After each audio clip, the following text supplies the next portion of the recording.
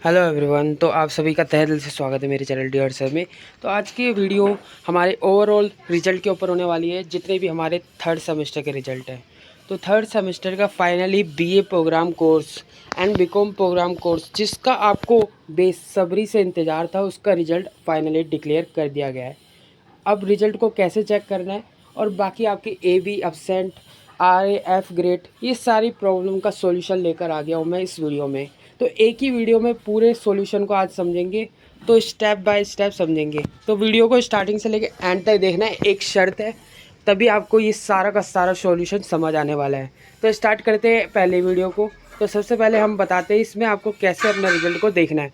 List of declare result में आप जाएंगे, आप नवंबर दिसंबर 2023 सेलेक्ट करेंगे। फिर आपके सामने ऐसा पोर्शन फिर आपको क्या करना है, नीचे जाना है। आप देख सकते हैं थर्ड सेमेस्टर के सेकंड ईयर पार्ट का मतलब होता है सेकंड और थर्ड सेमेस्टर। इसके हमारे बीए प्रोग्राम और बीकॉम प्रोग्राम, जी हाँ, जो कोर्स के रिज़ल्ट डिक्लेयर नहीं हुए थे NEP कोर्सेज, उनके रिज़ल्ट डिक्लेयर कर दिए गए हैं थर्ड सेमेस्टर कोर्सेज़ के। बीए प्रोग्राम, बीकॉम प्रोग्राम और BCom honours, BA honours English, BK honours economics, BA honours political science और भी नए कोर्सेज, यानी कि और भी कोर्सेज के, जैसे कि BBA आपका बैचलर ऑफ बिजनेस एडमिनिस्ट्रेशन हो गया और bachelor of in management studies हो गया। तो इन सभी कोर्सेज के रिज़ल्ट डिक्लेयर कर दिए गए हैं, यानी कि कुल मिला के बात करूं तो थर्ड सेमेस्टर के ऑल कोर्सेज के रिज़ल्ट डिक्लेयर कर दिए गए हैं, जिसमें आपका BA प्रोग्राम आ गया है, बीकॉम प्रोग्राम आ गया, बीकॉम ऑनर्स आ गया, BA ऑनर्स इकोनॉमिक्स आ गया, BA honours English, BA honours political science, bachelor of business administration, financial investment analyse and bachelor in management studies honours course. तो फाइनली थर्ड सेमेस्टर के result declare हो गए हैं। तो आपको result कैसे चेक करना है अब मैं आपको बताऊंगा इस वीडियो में। तो नवंबर दिसंबर 2023 सेशन, जब आप डिस्क्रिप्शन बॉक्स में जाएंगे तो आपको ये लिंक मिल जाएगा, आप सिंपली क्लिक करेंगे तो ये पेज आपके सामने ओपन हो जाएगा। फिर आपको क्या करना है, अपना कॉलेज नेम सेलेक्ट करना है। बहुत सारे स्टूडेंट अपने कॉलेज नेम में गार्गी कॉलेज, आपके यूनिवर्सिटी के जो एग्ज़ाम रोल नंबर पड़ा था, आपका एग्ज़ाम जहाँ पर पड़ा था वही वाला आप सेलेक्ट कर रहे थे, तो वो सेलेक्ट नहीं करना है। आपका कॉलेज नेम है स्कूल ऑफ ओपन लर्निंग, तो आपको simply school of open learning select करना है, तभी जाके आपका स्कोर कार्ड डाउनलोड हो पाएगा, यानी कि निकल पाएगा। तो स्टार्ट करते हैं, कैसे आपको कैसे करना है देखिए। आपके पास ये वाला ऑप्शन होगा सामने, simple school open learning select कर लेना, जो मैंने सेलेक्ट कर दिया है। यहाँ पर आपका होगा नवंबर दिसंबर 2023।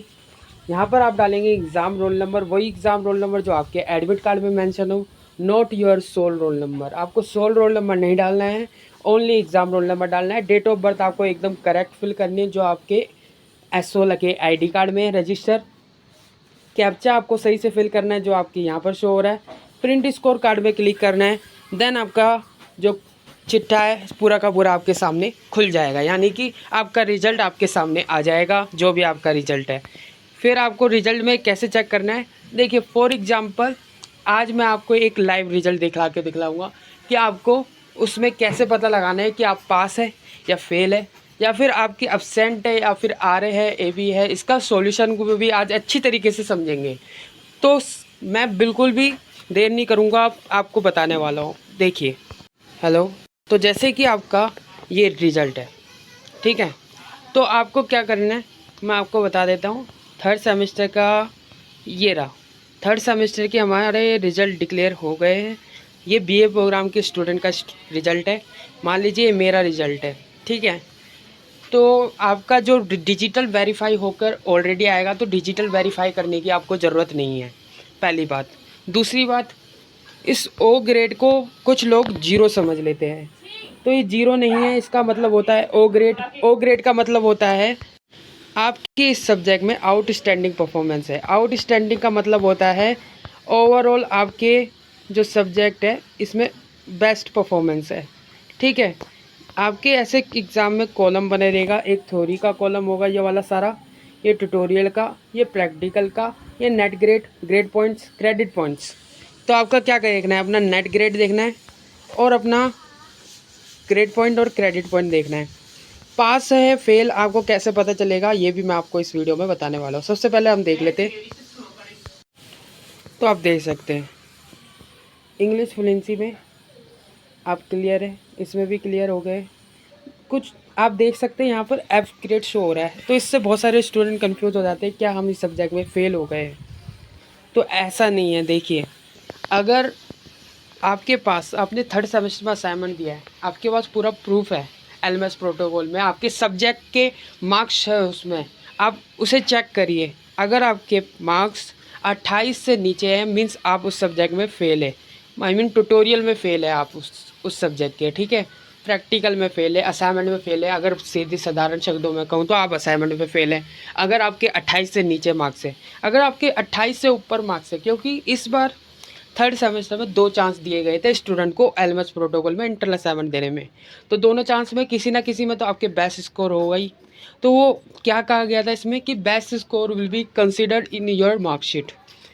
अगर मेरी बात आप ध्यान से सुनिए ध्यान से 1 मिनट। देखिए, अगर आपके फर्स्ट अटैम्प्ट में 24 मार्क्स आ जाते हैं, सेकेंड अटैम्प्ट में 32 मार्क्स आ जाते हैं, तो आपका 32 वाला ही काउंट होगा। अगर बाय चांस एसोल ने मिस्टेक से अगर आपके 24 वाला काउंट कर दिया है और 32 वाला काउंट नहीं करा है, अगर आपको असाइनमेंट में फ़ेल कर दिया गया है आपके अच्छे मार्क्स लाने के बावजूद भी, तो आपको एसोल जाके कंप्लेंट तो करनी पड़ेगी बेटा। जब तक आप कंप्लेंट नहीं करेंगे तब तक आपका ये एफ़ का धब्बा हटने वाला नहीं है। तो आपको कंप्लेंट तो करनी पड़ेगी, तो कंप्लेंट करने से ही आपका ये एफ़ का धब्बा हटेगा। अगर आप दोनों असाइनमेंट में फ़ेल हो चुके हैं, दोनों असाइनमेंट में, तो ये असाइनमेंट का पता कैसे चलेगा मार्क्स का आपके एलएमएस प्रोटोकॉल में। तो असाइनमेंट में दोनों में आप फ़ेल हो चुके हैं तो मैं कुछ नहीं कर सकता। अगर आपके 28 से नीचे है दोनों में तो मैं कुछ नहीं कर सकता और एसोल भी कुछ नहीं कर सकता, इसके ज़िम्मेदार सिर्फ आप होंगे। तो आप समझ जाएंगे कि आपको क्या करना है, ठीक है। अगर आपके मार्क्स 28 से ऊपर है, पास है आप, 50 प्लस है, तब भी आपके एफ़ दे रखा है, तो आपको कंप्लेंट करनी है एसोल को जाके सिंपली।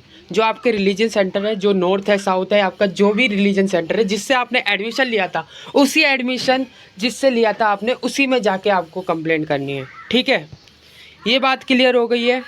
अब दूसरी बात क्लियर करते हैं। देखिए, अब बात करते हैं, सर हमने असाइनमेंट दिया था, पेपर भी दिया था, पेपर में देने के बावजूद भी हमें फ़ेल कर दिया गया उस सब्जेक्ट में, तो इसमें क्या क्या कह सकता हूँ मैं? इसमें यही कह सकता हूँ मैं, अगर आपने एग्ज़ाम दिया था, अगर आपको एफ़ दे दिया गया है, ईआर आ गया है आपका, इस कंडीशन में ईआर 2 कंडीशन में आता है।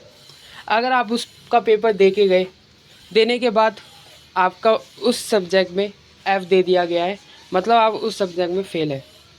अगर आपको फुल कॉन्फिडेंस है, जी हाँ मैंने इस पेपर में अच्छे मार्क्स आए थे, मैं इस पेपर में फ़ेल हो ही नहीं सकता, सवाल ही नहीं उठता, तो आपको पास 2 ऑप्शन रहेंगे, या तो आप रीचेकिंग करवा लीजिए या रीवैल्यूएशन करवा लीजिए। तो ये 2 ऑप्शन आपके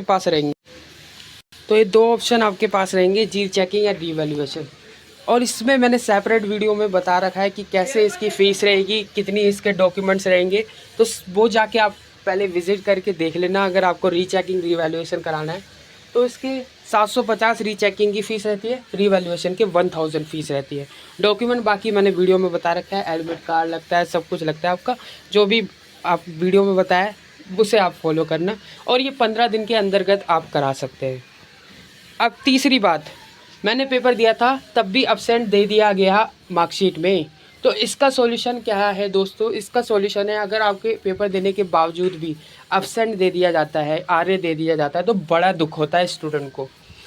क्योंकि आप ही सोचिए, आप अपनी जगह रखिए अपने आप को, कि अगर आपने एग्ज़ाम दिया और उस पेपर में आपको फ़ेल कर दिया गया, आई मीन आपको अब्सेंट कर दिया गया उस पेपर में अब देने के बावजूद भी, और ईआर दे दिया जाए, तब कितना दुख होगा आपको, आप ही सोचिए।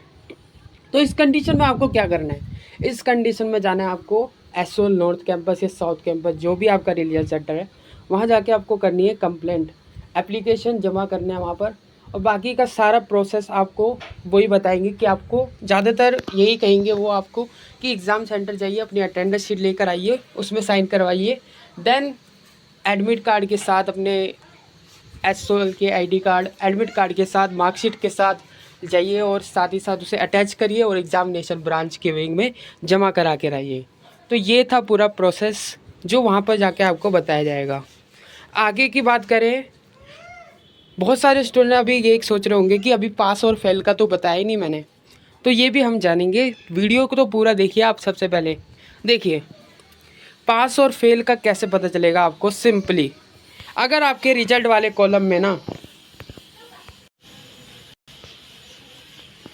आपके रिजल्ट वाले कॉलम में अगर ब्लैंक शो हुआ थर्ड सेमेस्टर वाले में, तो it means you overall pass, आप पास है इस सब्जेक्ट में।